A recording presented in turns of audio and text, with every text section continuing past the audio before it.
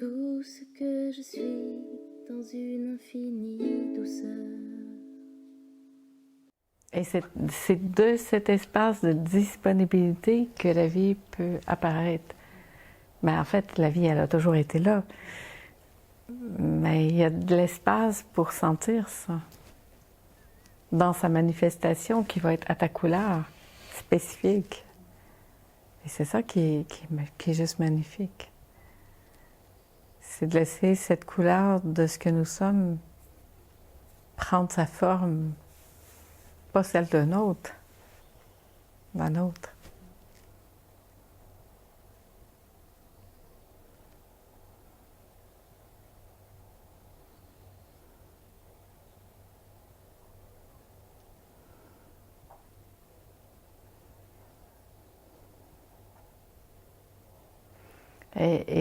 Et on voit qu'en fait, quand on suit le mouvement de la vie, ce flot naturel de la vie qui fait ce qu'il a à faire, c'est très inspirant en fait.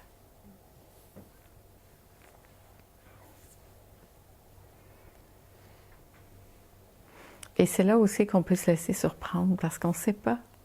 On ne sait pas dans le fond.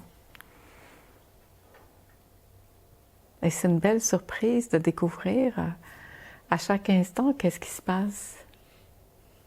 Des fois, des choses qu'on n'aurait jamais pu imaginer. Et ça se fait. On est convaincu que notre vie est installée, que c'est organisé pour toujours. Puis finalement, au détour, il y a une rencontre avec une personne, une chanteuse, une vidéo, une artiste, le marchand de légumes. Peu importe. Il y a ça qui se passe et pouf, il y a quelque chose qui vient de se passer, qui vient de tourner. C'est juste magnifique. Mais est-ce qu'on est disponible à ça?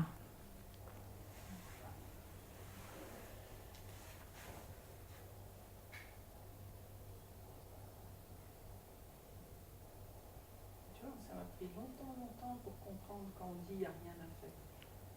Ça, c'est un truc qui m'a pris la tête pendant longtemps, mais en fait, il n'y a vraiment rien à faire. Il y a juste passer du chemin et laisser faire la vie. Ah ouais. C'est juste incroyable ce qui se passe quand on fait ça. Ah ouais. En fait, de temps en temps, je résiste.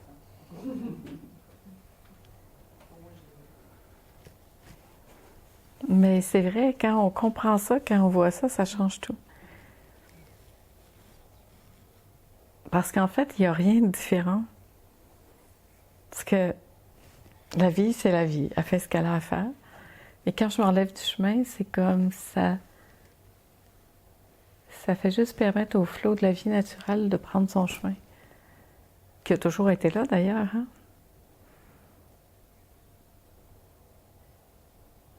Et aussi de ne pas se prendre... c'est pas rester coincé dans le rêve.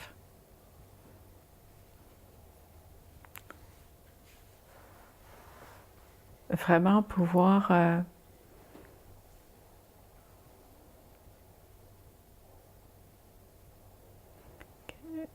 que ça puisse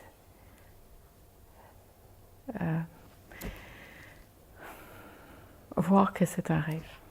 Je sais pas, j'ai comme l'image, en fait, j'ai comme l'image en tête de ce film Divergence. Dans Divergence, je vous en ai parlé la dernière fois, quand ils reçoivent une piqûre pour aller dans des rêves, en fait, affronter leur peur et tout. Puis quand ils se retrouvent dans le bassin d'eau où l'eau monte, et ben en fait, avant, elle rencontre ses plus grandes peurs qui sont des chiens qui vont l'attaquer. Je me souviens plus, elle rencontre comme 3 peurs. Puis à chaque fois qu'elle voit que c'est pas vrai, en fait, c'est juste, il faut qu'elle sache qu'elle est dans un rêve et qu'on lui envoie ses peurs pour qu'elle les rencontre. Mais aussitôt qu'elle la rencontre, qu'elle voit que c'est juste un rêve, ça disparaît. Puis il y a une autre qui arrive. Puis après, elle se retrouve dans un bassin, puis il y a une fissure. Puis là, elle essaye de boucher la fissure. Puis là, il y a comme une panique qui arrive. Puis tout à coup, l'espace d'un instant, elle voit la fissure dans la vitre. Puis là, elle fait juste ça. Mais moi, ce geste-là, il était marquant pour moi. C'est vraiment marqué quelque chose de... C'est ça. Il y a une petite fissure dans la vitre, puis elle fait juste gratter comme ça la fissure. Puis elle a compris qu'elle était dans le rêve, c'est fini. Il n'y a plus ça.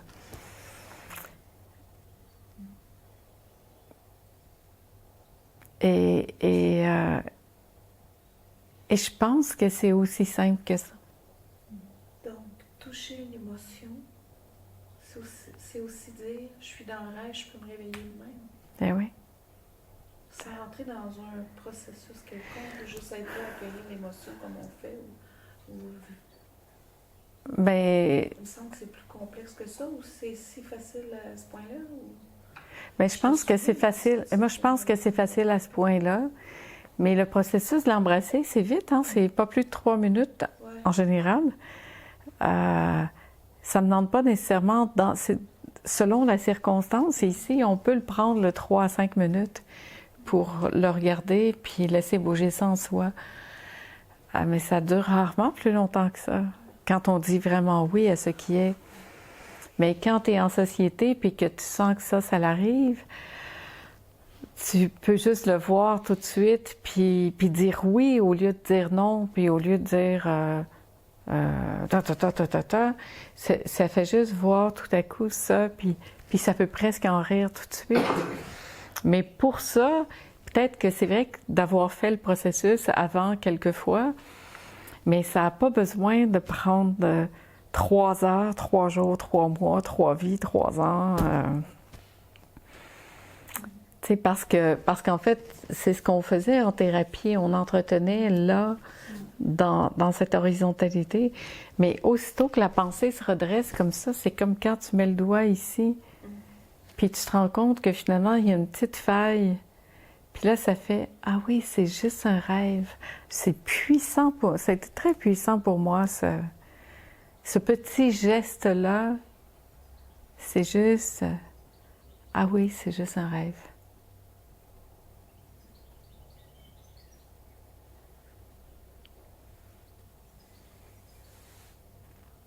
Et Dieu sait qu'on pense que c'est vrai.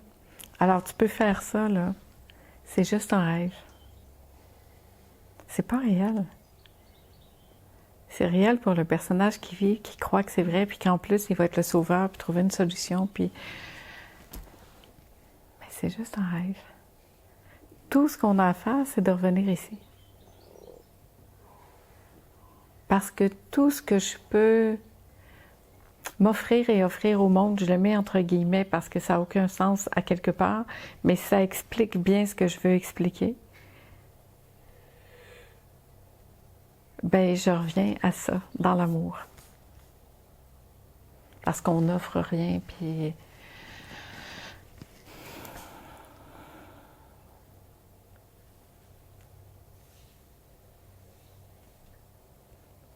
C'est comme si ça permet de revenir à qu'est-ce que l'amour ferait. Et puis de rester dans cet espace d'amour. Plutôt que dans la peur, les histoires, tout ce qu'on connaît, quoi, qui macère et qui amène nulle part.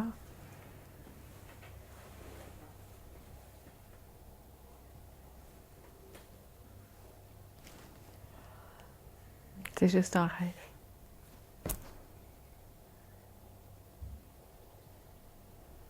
Alors on se retrouve dans le pire cauchemar qui puisse exister. Parce que c'est un cauchemar, là. Elle va mourir, la caisse se remplit d'eau, elle n'a plus d'espace. C'est juste un rêve.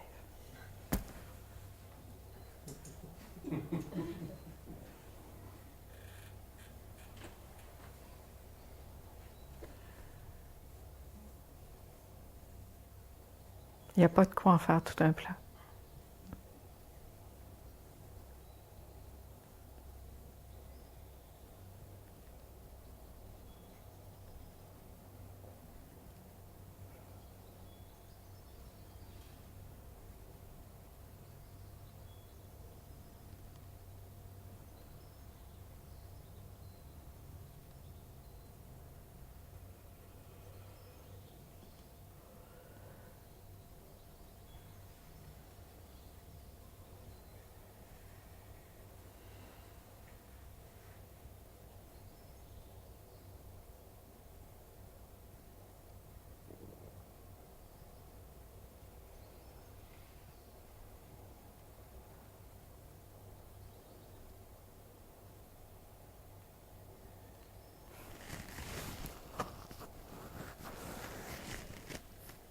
fait, ce qu'on fait là, c'est comme si on se rappelait notre première nature originelle, qui est l'amour.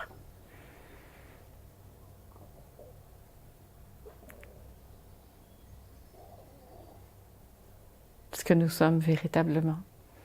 Ce qu'on a fait dans nos vies, c'est d'essayer de régler tout ce qu'on n'était pas. Ou d'organiser, ou de placer, ou de réparer, ou de guérir, ou de... tout ce qu'on n'était pas. Plutôt que de revenir ici à tout ce que nous sommes.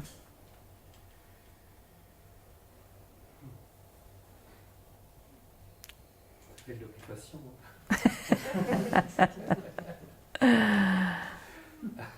Et je trouve que c'est beaucoup d'occupation, s'occuper de tout ce qu'on n'est pas. Puis c'est sans fin.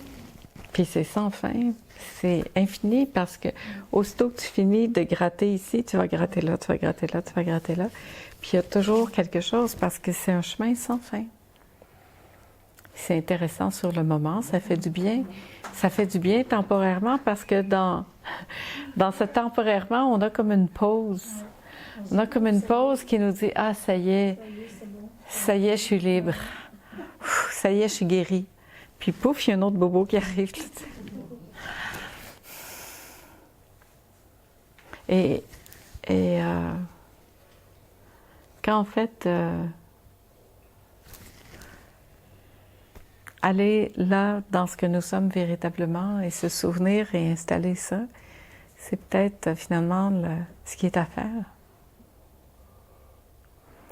Parce que tout ce monde d'illusions, est-ce qu'il existe véritablement?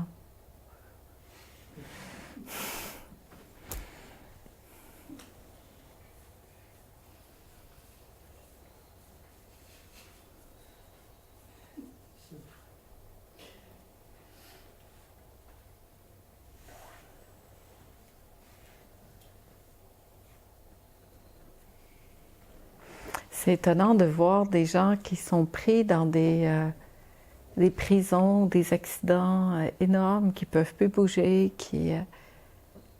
et qui arrivent à toucher ça, cet espace de liberté. Combien de témoignages de gens qui, en prison, ont connu cet état-là, où tout était devenu OK, tout était embrassé, où l'amour ressurgit de ça.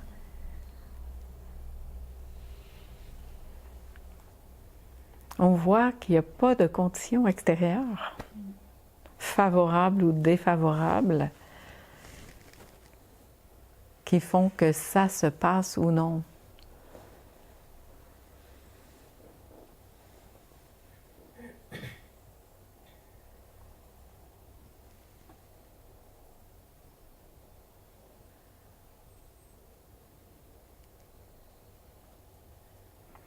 Et que tant qu'on ne se raconte pas d'histoire, bien, on a juste à laisser ça faire.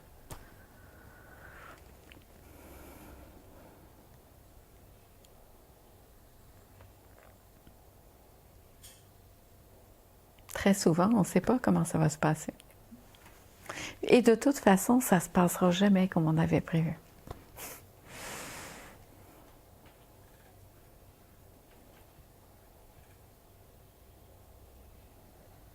Alors, est-ce qu'on peut se laisser tranquille, puis se laisser surprendre par ce mouvement de vie qui est là, qui ne demande qu'à surgir tout le temps?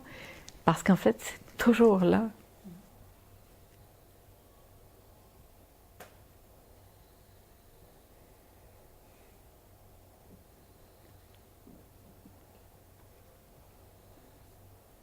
C'est tellement reposant et je le vois quand je vous vois aussi.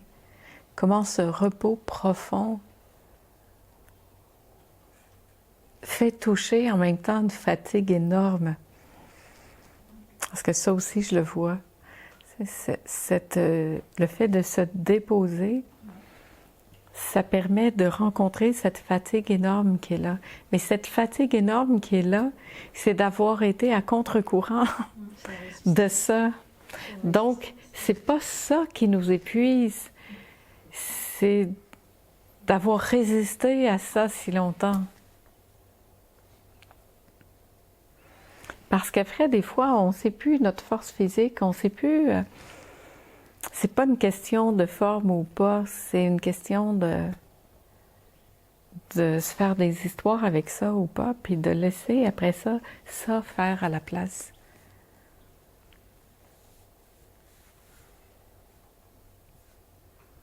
Et vraiment, plus on s'enlève du chemin, moins on en fait, plus ça marche. Qu'est-ce que tu entends par on s'enlève du chemin? On enlève la volonté personnelle du chemin, notre plan, notre histoire. Tu sais, pendant des années, moi, j'ai organisé, j'ai planifié des cours, j'ai fait des structures de cours, de rencontres. Je me suis appuyée là-dessus. Et ça, je me mettais dans le chemin. Tu sais, c'était ça. En même temps, c'était pas juste se mettre dans le chemin, mais c'était à ma façon que ça devait passer. Aujourd'hui, je vois bien que moins j'en fais parce que je planifie rien.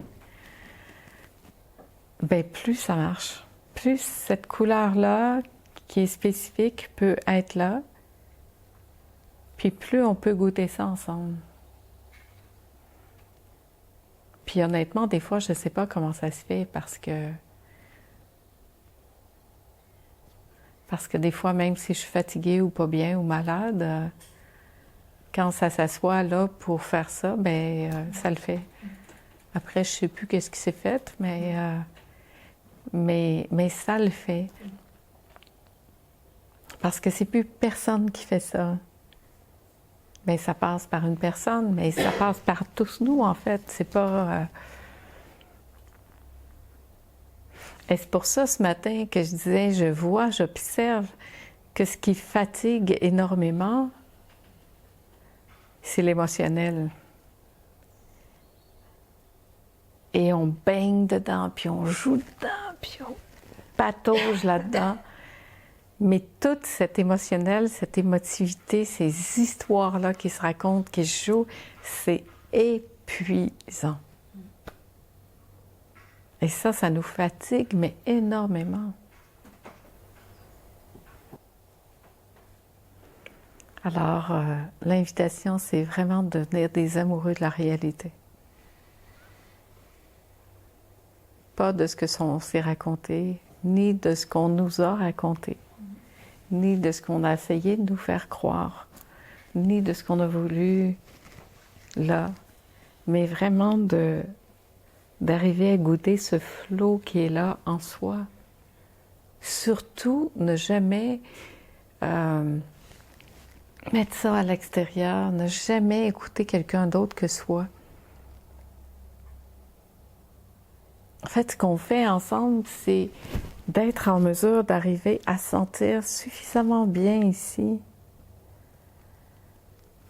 pour sentir cet élan-là qui est ici. Parce que ce qui est bon pour moi, c'est pas nécessairement bon pour vous. Et ce qui est bon pour vous n'est pas nécessairement bon pour le voisin ou pour l'autre. C'est fini les recettes toutes faites pour tout le monde. Ça marche pas comme ça. J'utilise des mots qui nous permettent d'avoir des images claires. Mais comment ça peut trouver que ça sent que c'est juste ici? Puis quand ça sonne juste, là, c'est comme ça notre note. C'est la note qui est là.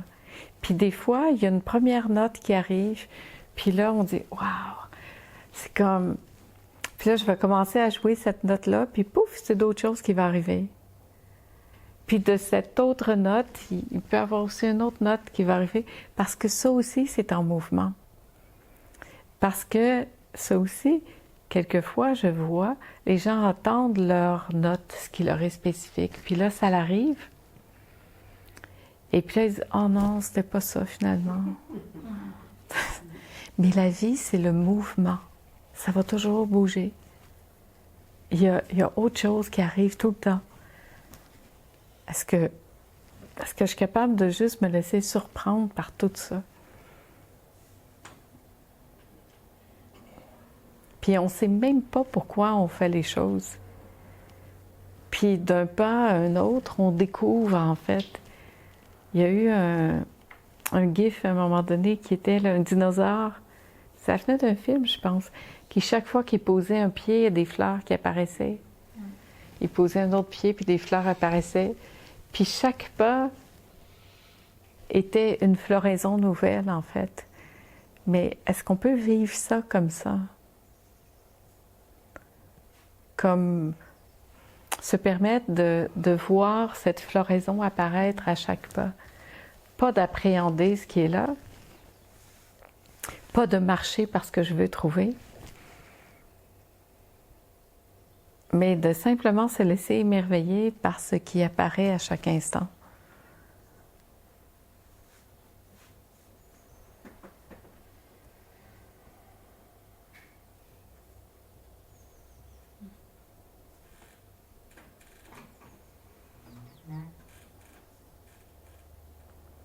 Sans histoire, sans rien.